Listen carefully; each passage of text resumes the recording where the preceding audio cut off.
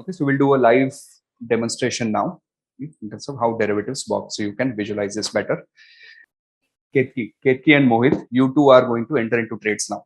Okay, let's have your view on some asset that all of us understand. Let us say gold. Ketki, do you invest in gold? I have some gold investments. You have some gold. How about you, Mohit? Yeah, digital gold. Digital gold. Fair enough. So, what's your view on gold, Mohit? Like for as of now. Yeah, let's say next 1 year. Apparently, gold seems to have rallied quite a bit, right, in the last few days. So, what's your view on gold now? Do you think it will go up since you're an expert trader? Not expert, sir. Okay, you would be an expert now. So, what's your view on the gold? Will it go up? Will it go down? Just a direction. Up. It will go up. Okay, and how about you, Ketki? What do you think? The overall Yeah, overall, what do you think? Like directionally in a year, and it's gonna go up. It's gonna go up? No. It's not. No. Fantastic. Good. There you go. So we have a trade. So the whole idea is, see, why markets exist. Markets exist because there are people with different opinion. Correct? Now she thinks that gold will fall down and Mohit thinks that gold will go up. So now both of you can express your views and do a trade on this. How will we do the trade? So Mohit, I want you to write down something. What's the price of the gold now? 62,900, right? Okay. So Mohit, write down. 1 month from now, I will buy 10 grams of gold from Ketki at a price of 65,000 rupees. Okay, write down the date and sign it there, please. बस number लिखने की जरूरत नहीं. Now, can we pass on that note to Ketki? देखो आप जो जिंदगी भर करना चाहते थे मैंने करवा दिया. Okay, Ketki, please write down 1 month from now, I will sell 10 gram of gold to Mohit at a price of 65,000 rupees. Okay. Sign, write down the date. Clear? Sign here. Okay. Can I have the document here? Okay. So I have a document here which says Mohit says 1 month from now, I will buy 10 grams of gold from Ketki at a price of 65,000. Ketki says I will sell 10 grams at a price of 65. Both of them have signed this. Now, can I say this is a legal agreement now? Yes. By the way, I'm also a lawyer, so I can confirm, and we have sufficient evidence here, so we know it's a legal agreement. And this document that we've just prepared, this is now a derivative, and that's it. We just created a derivative. Now, see what happens. Let's say a month from now, gold prices become, let's say, 70,000. Okay. So now Mohit will call Ketki. He will say, I'm coming to your place. I'm carrying 65,000 cash with me. Please keep 10 grams of gold ready. Market price of the gold is 70,000. How much is the profit made by Mohit? 5,000. So can I say this agreement to Mohit is worth 5,000 and to Ketki is worth minus 5,000? Correct? If the gold becomes 72,000, Mohit is buying at what price? 65. How much is the profit? 7. Can I say this agreement is worth 7,000 now? To Mohit, to Ketki, minus 7,000. So see what's happening.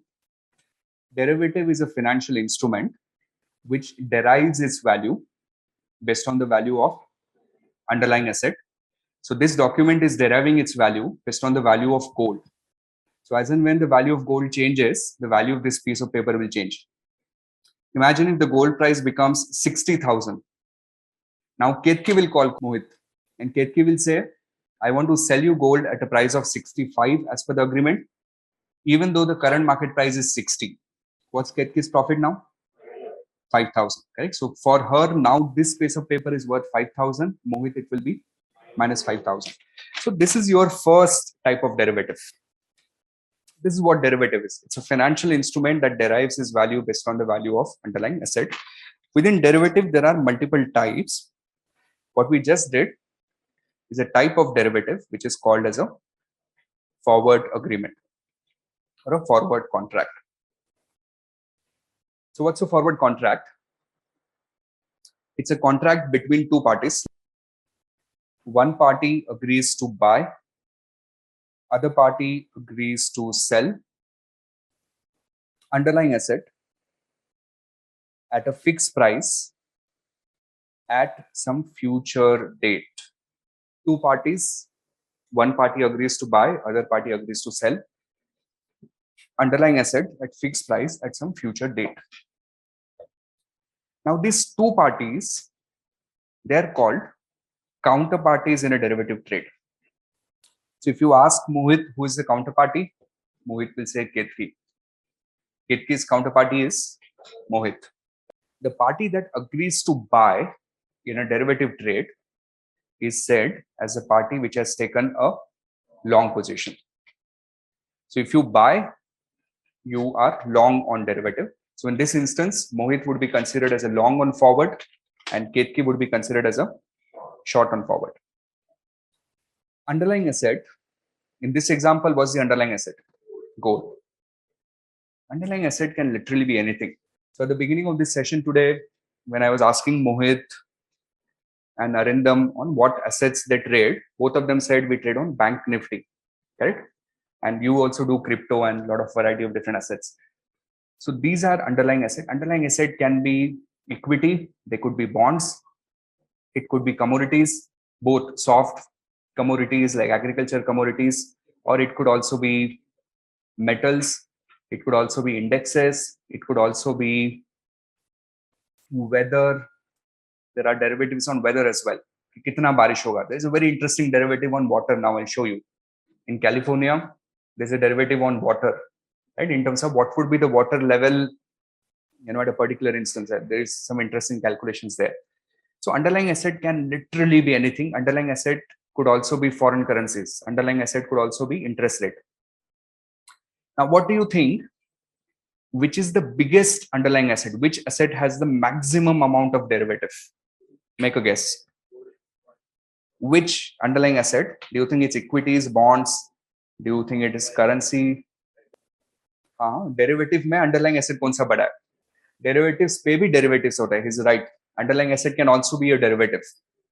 Okay, but which underlying asset has the maximum amount of derivatives being traded in the world? Interest rates. That constitutes about half of that 1,000 trillion number that I gave you. The biggest underlying asset on which maximum amount of trades happen is interest rate. You'd learn there's a product called IRS, interest rate swaps. Those are the most popular products in terms of notional value. So underlying asset kuch bhi ho sakta hai. Now at a fixed price, we typically call that as a forward contract price. In our example, what was the fixed price? 65,000. And at a future date, we typically call this as a contract maturity. In this case, what was the maturity? 1 month. Now, can I say that long benefits when the value of the gold goes up? Yes. So whenever you benefit when the underlying asset goes up, we typically say that you have a bullish view on the gold. Bullish. So bullish means you benefit when the underlying asset goes up. Do you know the genesis of the word bullish? Why do you call certain people as bulls? मेरे यहाँ पे भी रहता है example. So bullish and bearish, right? So this is a bull bear. Why is it like this? Correct. Like if you've seen some movies or Discovery में दिखा है, whenever a bull attacks you, bull will lift you up in the air. Correct. So therefore, if you have a view that underlying asset will go up, bullish, and person who's taken short position is bearish. Bearish means you're expecting that underlying asset will go down. Is that okay? This is what a forward contract is.